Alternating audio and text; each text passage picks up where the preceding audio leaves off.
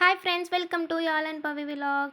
மார்னிங்கே பால் திரிஞ்சு போயிட்டு கொஞ்சம் டிசப்பாயிண்டிங்காக தான் இருந்தது. இருந்தாலும் இதை வச்சு எதனா ஒன்று செஞ்சிடுங்கிற முடிவோடு தான் இதை நான் ஆரம்பித்தேன். வாங்க எப்படி செய்யுதுன்னு பார்த்துடலாம்.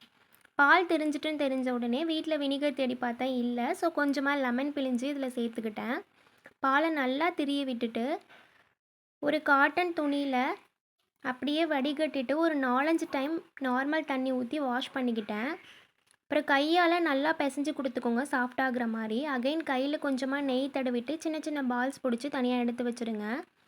இப்போ பேனில் 2 ஸ்பூன் சுகர் சேர்த்துட்டு தண்ணி சேர்த்து நல்லா பாகு காய்ச்சறதுக்கு ரெடி பண்ணிகிட்டு இருந்தேன். ஜீனி கரைஞ்ச உடனேயே பால்ஸ் எல்லாத்தையுமே உள்ளே சேர்த்துருங்க. ஒரு 2 ஏலக்காவை தட்டி அது கூட சேர்த்துக்கோங்க. நம்ம போட்ட சைஸை விட பால்ஸ் நல்லா பெருசாகி உப்பி வரும். அவ்வளோதான்.